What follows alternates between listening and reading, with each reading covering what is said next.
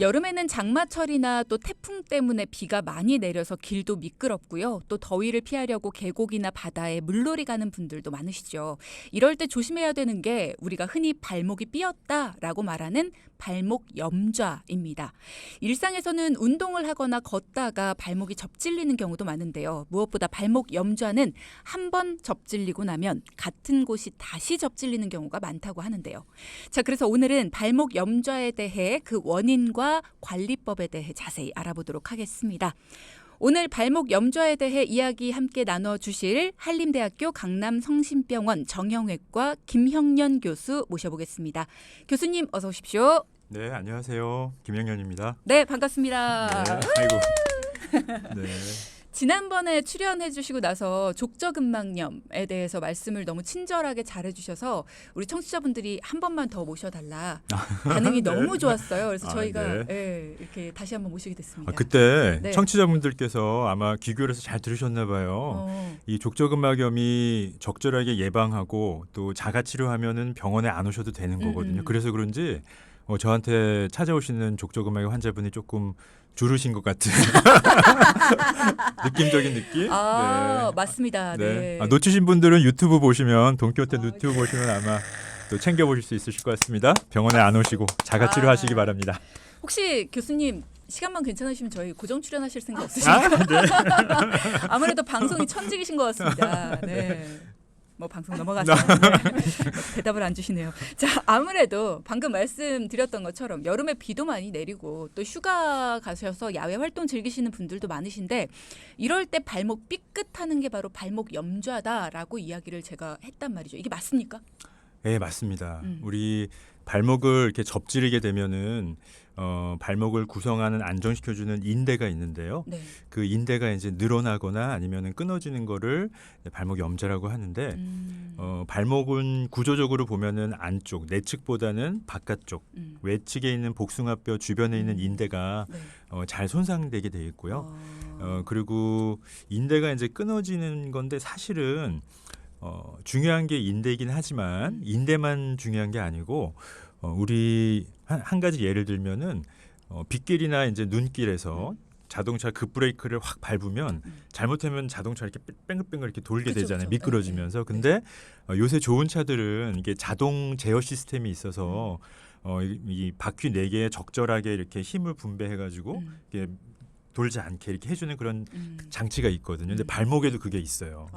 그래서 발목이 접지르고 이렇게 돌아가려고 그러면은 우리 몸에서 이거를 인지를 해가지고 이쪽에 빨리 힘을 줘야지 하고서 근육이 수축을 하면서 발목을 잡아당겨서 돌아가지 않고 꺾이지 않게 해주는 그런 장치가 있습니다. 그런데 이제 발목이 좀 피로하게 되면은 이런 기능이 떨어지는 거예요. 그래서 좀 피곤하게 되면 특히 뭐 산에 오른다든가 하면 산 오르는 동안에는 계속 가다 보니까 이런 자율 그 자동 제어 장치가 좀 기능이 떨어지게 되고 그렇죠. 그러면서 이제 내려오는 길에 이게 좀 피로하게 되니까 뭐 돌부리를 잘못 밟는다거나 그러면은 이제 꺾이고 이렇게 하면서 이제 손상이 되는 거고요. 아니면 낮에 이제 열심히 일하시다가 퇴근길에 그럼 발목이 좀 피곤하게 되는데 어둑어둑하니까 잘 앞에가 잘 안 보이거나 이러면서 계단 이제 한두 개 정도 남았는데 모르고 헛디뎌서 이렇게 손상되는 경우도 많고요. 그런 경우가 많이 있습니다. 그래서 인대가 중요하지만 꼭 알아야 될 거는 자동 제어 시스템 이게 이제 중요한 거고요. 그거를 잘 회복하기 위해서 노력을 하는 게 사실은 중요한 거죠. 자동 제어 시스템은 어디에 있나요? 우리 발목에. 발목에 이제 여러 근육들이 있고 그걸 우리가 고유 감각 신경이라고 하는데 네. 그런 인대도 있고 여러 조직들에 그거를 스스로 느끼게끔 해주는 그런 장치들이 있어서 발목이 삘 것 같다 그러면은 내가 생각으로 해서 이게 삐니까 힘 줘야지 그런 게 아니라 자율적으로 이제 힘을 주면서 근육이 당겨서 넘어가지 않게 해주는 인체의 신비네요. 그렇죠. 네, 그런 게 있습니다. 그러면 내가 이렇게 발목이 딱 삐끗해서 접질렸다. 네. 이게 우리가 스스로가 느끼잖아요. 그랬을 때 어떻게 대처를 해야 돼요? 그 순간? 일단은 한번 그냥 단순 발목 염좌 같은 경우는 사실은 좀 안정하고 또 좀 휴식을 취하면 잘 낫는데 이게 좀 손상이 심한 경우는 간혹 가다가는 완전히 파열되는 경우도 있고 더 진행되면서 골절되는 경우도 있거든요. 그래서 일단 한번 이렇게 짚어보는 거죠. 다리를. 어, 짚었는데 발목 쪽을. 너무 아프다. 어. 나 못 걸을 것 같아. 그러면 음. 빨리 병원으로 오시는 게 좋고요. 이제 골절이 됐을 수도 있고 단순 골절이나 아니면은 인대가 좀 파열된 경우에는 그냥 부목만 해도 기부스만 해도 잘 치료될 수 있거든요. 근데 그 상태에서 무리하게 막 걷거나 이러면은 골절된 게 더 벌어지거나 아니면은 더 안 좋아져 가지고 그냥 기부스만으로 치료될 수 있었던 경우가 나중에 수술까지 이어지는 경우가 많이 있기 때문에 그래서 일단은 한번 짚어보시고요. 너무 아프다 그러면 병원으로 빨리 오시는 게 좋고 짚을만하다 그러면은 일단 안정을 취하고 이제 귀가하셔서 얼음찜질, 냉찜질을 좀 하시면서 경과를 보는 거죠. 근데 다음 날 봤더니 피멍이 막 이렇게 파랗게 들어 있고 점점 좀 붓는다. 그러면 병원에 한번 오셔서 네네. 확인을 좀 해보시는 게 좋고 괜찮다, 견딜만하다 그러면 좀 지켜보면서 이제 치료를 좀 적절하게 잘 하는 거죠. 그런 분들이 있으시더라고요. 산에 갔다가 네. 아까 말씀하신 것처럼 내려오는 길에 이렇게 다치시는 경우에는 부목을 좀 해야 되는데 부목을 네. 하는 방법을 잘 몰라서 깽깽이로 이렇게 내려올 수도 없고 산에서. 그렇죠. 그런 경우는 사실은 뭐 저희 보이스카우트 때 배웠던 나무를 대서 또 옷을 해서 이렇게 해서 어느 정도 근데 사실 부목을 대는 거는 이제 고정을 하는 의미인 거거든요. 이게 예를 들어 손상이 되면 자꾸 더 움직이거나 짚으면 추가적으로 더 남아있던 인대들이 더 끊어진다거나 이렇게 더 안 좋을 수 있으니까 그걸 고정하는 의미가 있는 거고요. 사실은 그렇게 혼자서 하기는 어려울 것 같고 요새는 다 핸드폰이 되고 하니까 119 부르셔야죠. 네. 그렇죠. 그 방법이 있었군요. 네. 자, 앞서 이야기 나눠봤는데요. 사실 발목 염좌라는 것이 내가 느끼는 발목의 통증이 이게 좀 다를 것 같다는 생각이 들거든요. 발목이 삐었다라고 느꼈을 때 내가 느끼는 증상이 좀 통일되지 않을 것 같다는 생각이 들어요, 교수님. 어떤 때는 붓기도 하고 어떤 때는 또 괜찮은 듯 하다가 비슷한 자세가 됐을 때 힘줄이 당기듯 아프기도 하고 또 어떤 때 멍이 든 것 같은데 멍이 안 들면서 걸을 때만 아프고 이게 증상이 다 다르거든요. 이게 무슨 차일까요? 근데 발목 염좌가 사실은 발목에 오는 많은 질환들의 네. 시초, 처음이 되는 경우가 많고요. 그래서 인대가 끊어지면서 주변에 있는 다른 연골이 같이 다치는 경우도 있고 네. 아니면 근육하고 이런 것들이 같이 손상되는 경우가 많이 있어서 그런 후유증들이 좀 남아있는 경우들이 있습니다. 우리가 근데 단순 염좌 같은 경우는 대부분 잘 낫거든요. 큰 이상 없이 후유증 없이 잘 낫는데 다치면서 연골이 좀 벗겨지는 경우도 있고 네.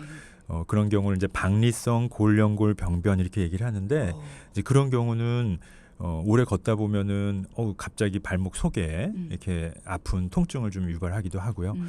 또 주변에 있는 근육이 좀 같이 손상되면서 건염이나 이런 것들이 이제 염증이 같이 오는 경우도 많이 있을 수가 있고 또 한 번 이렇게 발목을 다치고 나면은 관절을 싸고 있는 관절막이라고 있는데 이게 이제 좀 굳는 거죠. 그래서 발목 운동 범위도 잘 안 나오고 또 걸으려고 하면은 좀 무거운 느낌도 많이 들고 그래서 증상별로 좀 여러 가지가 있을 수 있기 때문에 사실은 한 가지 증상만 나타나는 건 아니기 때문에 그래서 좀 불편하시면은 발 전문으로 하는 선생님들 한번 찾아보셔서 네. 네, 상담을 받아보시는 게 네, 좋죠. 김영년 교수님처럼. 네. 네. 그러면 내가 지금 이게 발목을 삔 건지, 그러니까 발목 염좌인지 아니면은 네. 발목 터널 증후군인 건지, 뭐 아니면 뭐 아킬레스 건염, 네. 그러니까 뭐 발목과 관련된 여러 가지 질환들이 있잖아요. 네. 이게 발목 염좌인 건지를 어떻게 구분해야 돼요? 일단은 그 증상이 있는 부위가 중요하겠고요.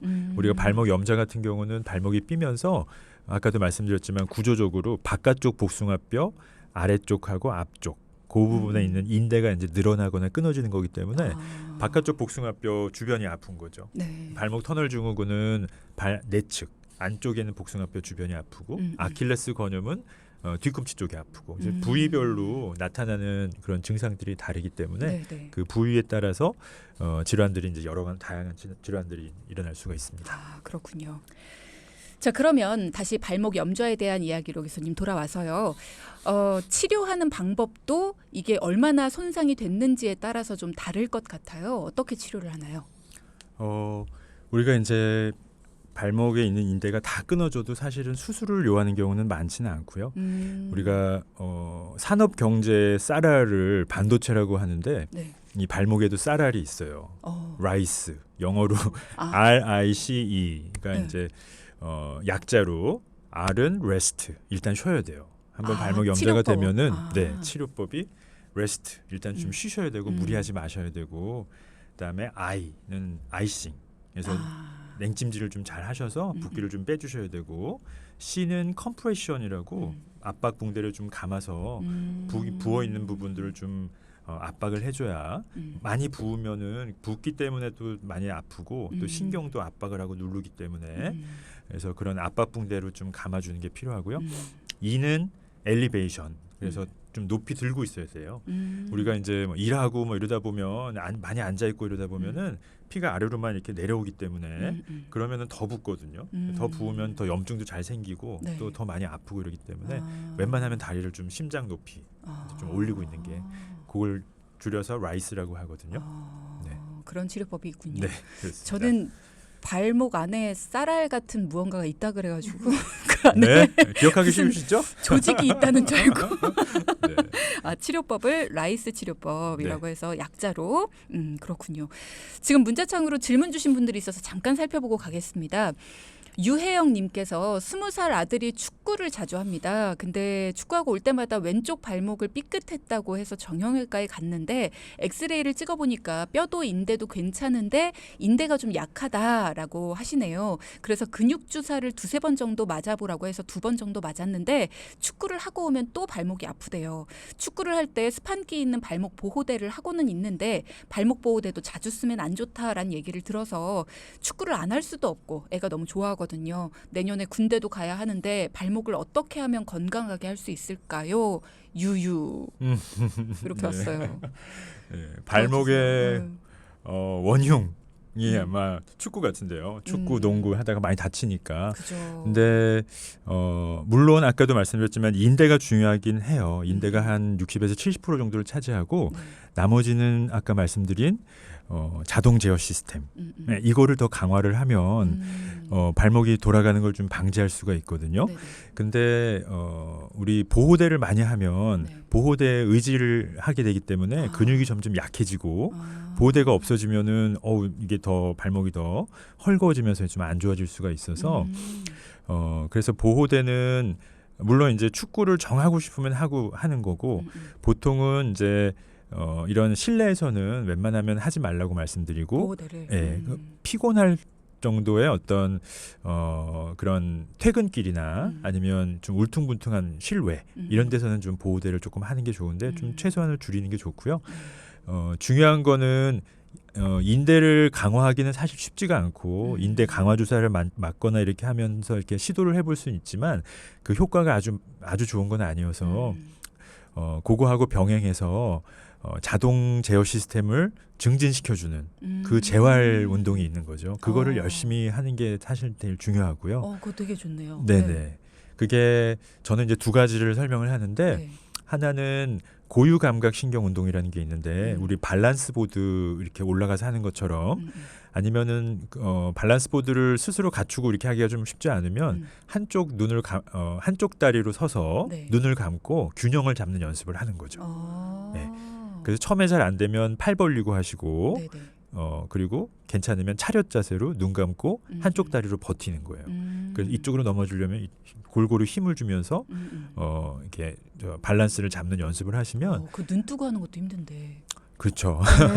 하다 보면은 그 목표로 해서 그래서 오른쪽으로 해서 10번 정도 세고 반대쪽으로 10번 정도 세서 그걸 한 10세트 정도에서 하루에 한 2번, 3번 정도 하시면 발목이 튼튼해질 수 있어요.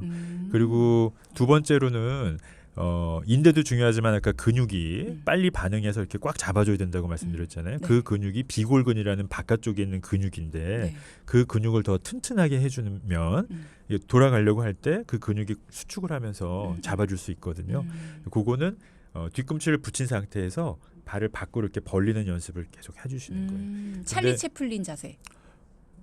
그렇죠. 네, 네, 그거를 하는데 힘을 줘야 되니까 그래서 우리 밴드 같은 게 있어요. 고무 밴드, 뭐 세라 밴드라고도 하는데 그거를 발 앞쪽에 이렇게 묶어서 네. 힘껏 벌리면 아. 더 힘이 이렇게 가해지니까 네네. 그렇게 해서 벌리는 연습을 좀 하면 그 비골근이라는 근육이 더 세지면서 좀 더 강화가 되고 훨씬 좋아질 수 있죠. 굉장히 많이 도움이 되셨을 것 같습니다. 일단은 뭐 인대가 좀 약하다. 그게 원인이다라고 했으니까 인대를 강화시키는 주사를 맞고 있지만 그거보다는 이런 운동을 하시는 게 조금 더 네. 도움이 될 것 같다라고 하셨고요. 유혜영님께서 아들 운동 꼭 시킬게요. 감사합니다 교수님 이렇게 네. 답문을 주셨네요. 네. 자 그리고 와이프가 6시간에서 7시간 정도 서서 근무를 하는데 요즘 종아리가 자꾸 아프다고 해요. 여러 가지 이유가 있겠지만 왜 그럴까요? 라고 3523님께서. 네. 혈액순환이 좀 잘 안 되실 수도 있어요. 음. 정맥이 좀 안 좋으시 너무 오래 서 계시면은 피가 아래로만 쏠리는데 우리가 사실은 딛고 걸으면 근육이 수축하면서 혈관을 이렇게 해서 피가 이렇게 위로 올라오는 거거든요. 근데 너무 오래 서 계시면 피가 아래로만 이렇게 쌓이니까 그렇죠. 그래서 그런 경우는 중간중간에 앉으셔서 다리 좀 주물러 주시고 스트레스를 좀 풀어 주시고 너무 장시간 이렇게 오래 서 계시는 건 좋지 않죠. 그렇죠. 예. 어쩔 수 없이 근무하실 때 그렇게 된다면 중간중간에 이렇게 좀 안마를 해주시는 게 필요할 것 같다라는 말씀 해주셨고요. 8810님, 발목을 다쳐서 5개월 전에 수술을 했는데요. 아직도 제대로 걷질 못하고 발 색깔이 아직 정상이 아닙니다. 왜 그럴까요? 네, 이것도 순환이 좀 잘 안 되실 수 있어요. 우리가 수술을 하게 되면 수술하고 나서 상당 기간을 기부스를 대고 또 만약에 인대를 꼬매는 수술을 하셨다 그러면은 그 인대가 붙는 기간까지는 어느 정도 고정을 해야 되는데 네. 그러다 보면은 발목 운동도 못 하고 잘 딛지도 못하고 하다 보면은 그런 순환하는 기능이 좀 떨어지는 거예요. 그렇죠. 그러니까 우리가 걷고 딛고 해야 근육이 수축하면서 혈관을 짜줘서 피가 이렇게 순환이 되는 건데 딛지 못하고 가만히만 있다 보니까 그런 기능들이 떨어지면 앉아 있으면 피가 아래로만 이렇게 내려가니까 특히 저녁 때 되면은 막 퍼렇게 이렇게 막 그렇게 그럴 되고 수 많이 있겠네요. 붓고 아침엔 좀 빠지고 그렇게 되거든요. 그래서 중간 중간에 본인이 자꾸 이렇게 주물러 주시는 거예요. 네, 손도 그렇고 저 발가락도 그렇고 발목도 그렇고 자꾸 주물러 주면은 그런 짜주는 기능이 점점 좋아지거든요. 아. 네, 그러면서 이게 회복될 수 있어요. 처음에는 많이 아프실 수 있어요. 주물르면 주물렀을 때. 네, 그래서 아파 이렇게 하실 수 있는데 그거를 극복을 해야 이게 이겨내는 거고 그렇게 해야 이게 돌아오는 거거든요. 네, 그걸 잘 하셔야 되죠. 수술을 했지만 그래도 주변을 주물러줘도 괜찮은 거죠? 이제 어느 정도 시간이 지났다 하면은 그 인대가를 꼬매는 수술했으면 아마 다 붙었을 거예요. 네, 그래서 처음에 이제 얼마 되지 않은 기간에는 많이 이렇게 주무르다 보면은 또 염증 생기고 그럴 수 있는데 한 2, 3주 지나고 실밥 다 뽑으신 다음에는 자꾸 주물러 주시고 어느 정도 운동하시고 하는 게 순환에 도움이 되고 있습니다. 네. 일단 발 색깔이 정상이 아니다 그래서 너무 무서우셨을 것 같은데 지금 교수님께서 해주신 말씀 들으시고 이렇게 좀 마사지도 해주시고 하면 자연스러워요. 그게 제 환자들도 대부분 수술하고 나면은 처음에는 이렇게 많이 붓고 또 푸르스 딩딩해지고 이게 처음에는 자기 색깔이 아니어서 교수님 이거 왜 이래요? 근데 시간 지나다 보면 자연스럽게 낫는 거라서 네. 그렇게 해주시면 겁먹지 마세요. 네. 자 그리고 최병용님께서 이런 질문 주셨네요. 교통사고로 인해서 2년 전에 왼발 발목에 보형물을 삽입을 했습니다. 장애 등급도 받았고요. 오래 걸으면 왼발은 이물감이 없는데 오른발은 저리다고 할까요? 오른발로 힘이 많이 들어가서 그런 건지 아니면 다른 문제가 있는 건지 궁금합니다. 왼발에 보형물을 삽입을 해서 네. 이제 왼발은 이물감은 없는데 오래 걸었을 때 오른발이 이제 저리다. 2년 전에 그러셨다고요? 네네, 2년 전에 50대 보통, 남성이고요. 네, 우리가 이제 수술하고 나면 수술한 발을 못 디디니까 반대발에 스트레스가 많아져요. 그죠. 그러면서 골반도 틀어지는 경우도 있고 골반이 틀어지면서 허리도 틀어지고 어깨도 막 목 다 아픈 경우가 많이 있거든요. 근데 그거는 시간이 좀 필요해요. 네, 시간 그래서 지나면 괜찮아지나요? 점점점 좋아지니까 근데 그거를 이제 빨리 하려면 재활 치료를 좀 하고 풀어주는 걸 하는데 발 같은 경우는 우리가 이제 걷고 딛고 이렇게 하는 게 자극이 조금씩 되고 그거 자체가 재활이 좀 되는 거거든요. 어느 정도 내 체중으로 부하가 이렇게 걸리기 때문에 그렇죠. 그걸 이겨내면서 걷고 딛고 하는 것 자체가 어느 정도 재활하는 데 도움이 돼서 내가 너무 빨리 뭐 운동 선수거나 일을 막 빨리 해야 된다, 빨리 회복을 해야 된다 이런 게 아니면 너무 조바심 내지 않으시고 자연스럽게 너무 무리하지 않은 선에서 하시다 보면은 조금씩 아마 좋아지시는 거를 느끼실 수 있으실 거예요. 2년이나 지났으니까 이제 조금 조바심이 좀 생기신 것 같은데 네. 조금씩 좋아질 거라고 하니까 많이 걸으시고 너무 조바심 내지 않으셨으면 좋겠어요. 2년 전에 너무 큰일이 있으셨네요. 빨리 나아지시기 바라고요. 자고 일어나서 발을 바닥에 딛고 설 때 힘도 안 들어가고 좀 불편한 느낌이 있습니다. 시간이 좀 지나면 괜찮아지는데 왜 그럴까요? 라고 2914님이 네. 말씀 주셨네요. 지난번에 했던 자고 일어나서 아픈 불편감. 네. 유튜브를 한번 다시 찾아보시면 네. 종아리 근육하고 근육들이 잘 때 너무 이렇게 수축을 많이 해가지고 네. 그걸 풀어주셔야 돼요. 그걸 풀으면 자연스럽게 좋아지는 경우가 많아서 마사지 잘 하시고 종아리 근육도 자꾸 이렇게 풀어주시고 네. 그렇게 한번 해보시면 그리고 우리 돈키호테 유튜브를 꼭 한번 참조해 주시고요. 그렇습니다. 어떤 내용인지는 뭐 궁금하시다면 저희 돈키호테 유튜브를 진짜 보시면 되고요. 김영준 교수님 출연하셨던 지난번 유튜브를 보시면 되겠습니다. 족저근막염 보시면 되죠? 예. 자, 그러면 발목 염좌에 대한 내용으로 다시 돌아와서요. 여러분 궁금하신 내용에 대해서 또 풀어드리겠습니다. 발목 관절염은 어떤 증상인가요? 이런 발목 불안정성이 이제 계속되다 보면은 시간이 지나면서 이게 발목 관절염은 연골, 발목에 있는 연골이 다 이렇게 닳아버려서 뼈하고 뼈가 이렇게 부딪혀서 오는 거거든요. 그러다 보면은 기계적으로도 뼈하고 뼈가 이렇게 부딪히니까 아픈 게 하나가 있고요. 또 하나는 그러면서 주변에 염증이 생기는 거예요. 관절염, 염증이거든요. 그래서 그 염증 때문에 아픈 것도 하나가 있어요. 두 가지를 보는 게 기계적으로 부딪히면서 아픈 거, 염증 때문에 아픈 거. 염증 때문에 아픈 거는 그래서 우리가 소염제라는 게 그쵸. 염증을 줄여주니까 자연스럽게 이제 좋아지는 거라서 그래서 이제 그런 약을 처방하고요. 그다음에 기계적으로 이렇게 부딪히는 거는 신발을 적절하게 신고 또 하나는 제일 중요한 거 제가 환자분한테도 항상 말씀드리는 게 있는데 발목은 사실은 작아요. 관절 자체가. 그래서 작은 관절에 체중을 많이 이렇게 받아내야 되기 때문에 우리 체중을 줄이시는 게 사실은 꼭 필요하고요. 네, 그래서 저도 다이어트. 환자분한테 말씀드리거든요. 체중을 줄이실래요? 수술을 하실래요? 나빠요. 체중을 줄이는데 근데 체중 줄이기 너무 어렵잖아요. 저도 너무 맞아요. 어려운데 적절한 운동을 잘 선택하셔야 되는데 많이 걷거나 뛰거나 조깅하거나 이런 거는 그것도 잘 판단을 해야 돼요. 관절에 좀 무리가 될 수 있는 부분들이 있을 수 있어서 초기라면은 적절하고 괜찮은데 좀 더 진행이 된 경우는 많이 걷거나 뛰는 것보다는 수영이나 아니면은 자전거, 실내 자전거 이런 거를 하면 거기에 무리를 많이 안 주면서 유산소 운동을 좀 병행할 수 있으니까 네, 그런 운동을 좀 적절하게 찾는 게 중요하겠고 체중 줄이시는 게 사실은 발목의 많은 통증들의 많은 부분을 해결할 수 있는 그런 부분이기도 합니다. 쉽진 않지만. 앞서 발목 염좌일 경우에도 수술까지 가는 경우가 많이 없고 방금 전에도 관절염 같은 경우에도 네. 이제 뭐 수술하실래요? 몸무게 줄이실래요?라고 하시는 거 보니까 모든 경우에 다 수술을 하는 건 아니에요. 그럼요. 어떤 네. 경우에 수술이 진행되나요? 이제 너무 말기가 돼가지고 네. 아까 이제 염증을 줄여주는 약 소염제를 먹었는데도 이게 기계적으로 부딪혀서 아픈 그런 통증이 가시지 않는 경우 이제 그런 경우는 어쩔 수 없이 이제 수술을 해야 되는 경우고 그래서 말기 관절염 같은 경우는 인공관절이나 아니면 관절 유압술이나 이런 수술을 필요로 하는 경우도 있습니다. 근데 엑스레이만 보고 판단하진 않아요. 엑스레이 보면 와 이렇게 어떻게 걸으셨어요? 이런 분들도 잘 걸으시는 분들이 있거든요.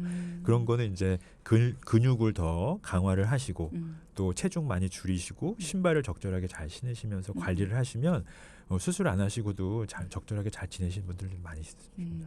그러니까 보통 본인의 통증 정도에 따라서 달라지는 거네요. 그렇죠. 네. 왜 한 번 삔 곳은 자꾸 삘까요? 인대가 이제 한번 끊어진 경우 잘 안 붙은 경우가 있고요. 그게 이제 가장 큰 원인일 수 있고 또 하나는 한번 이렇게 심하게 접지르면 우리가 기부스를 하고 상당 기간을 보조기를 하거나 이렇게 하다 보면은 근육이 약해질 수 있어요. 그거에 의지하게 되고 이러다 보면은 그래서 아까 말씀드린 자동 제어 시스템이 기능이 떨어지는 거죠. 인대도 안 좋은 데다가 기부스를 많이 했거나 오래 했거나 또 좀 불편해서 이렇게 자신 있게 못 딛다 보면은 그 근육이 점점 약해져 가지고 자꾸 더 잡아주질 못하면서 자꾸 삐는 경우가 생길 수가 있어서 인대는 사실은 강화 이렇게 다시 돌려주기가 쉽지가 않아요. 수술로 꼬매지 않는 이상은 물론 뭐 여러 가지 치료가 있죠. 주사 치료도 있고 뭐 많이 있는데 아주 확실하게 딱 이렇게 하기는 좀 쉽지 않을 수가 있고 대신에 근력 강화 운동이나 아까 말씀드린 고유 감각 그 신경 운동을 열심히 하면 그런 자동 제어 시스템의 기능을 확 올려서 더 튼튼하게 할 수 있으니까 그런 거를 좀 더 열심히 해보는 거죠. 그렇죠.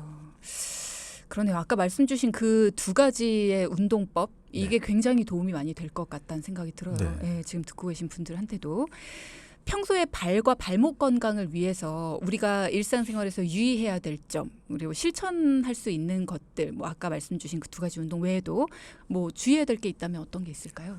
근데 예를 들어서 발목을 한번 삐셨던 분들 같은 경우는 내가 발목이 피곤했을 때 또 삘 수 있다는 거를 좀 인지를 하셔야 되고 제가 저희 와이프하고 이렇게 가다가 뚝하게 와이프가 뚝 삐었어요.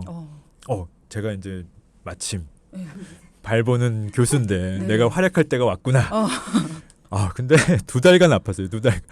네, 남편이 이 발목 보는 교수래도 이거 어떻게 할 수 없는 거거든요. 시간이 좀 필요한 거고 또 이렇게 차분하게 이걸 다 해야 되는 거기 때문에 그래서 예방하는 게 되게 중요하고요. 바로 짜라란 해주셨어야 되는데. 제가 했죠. 그래도 아파요. 이거 어쩔 수가 없어요. 남편이 뭐 발 보는 교수라도 어쩔 수가 없습니다. 그래서 만약에 발목이 좀 안 좋으신 분들은 네네. 특히 저녁 때 퇴근길 또 뭐 회식하고 나신 길이나 아니면은 어두운데 계단 잘못 이렇게 하면은 접지를 수 있다는 걸 좀 인지하셔야 되고 주의하셔야 되고 네. 그런 걸 하셔야 되고 또 아까도 말씀드렸지만 체중하고 발은 관계가 많이 있어요. 그래서 어렵지만 자꾸 노력을 하셔서 체중을 좀 줄이시다 보면은 발로 가는 어떤 통증이나 불편함이 자연스럽게 사라지는 경우가 많이 있어서 그런 걸 한번 해보시고 네.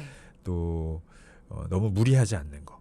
그래서 발은 계속 우리가 서서 이렇게 딛고 걷고 이렇게 해야 되기 때문에 조금 불편하면은 조금 쉬는 거. 앉아서 다리 좀 주물러 주시고 스트레스를 좀 풀어 주시고 다시 또 일하시면서 이렇게 하시는 게 관리를 잘 하시는 게 중요하죠. 그렇죠. 평소에 굽이 있는 신발을 좀 즐겨 신으시는 분들이 있으신데 저는 단화를 또 즐겨 신거든요. 근데 네. 단화도 너무 굽이 없는 것들은 좋지 않다.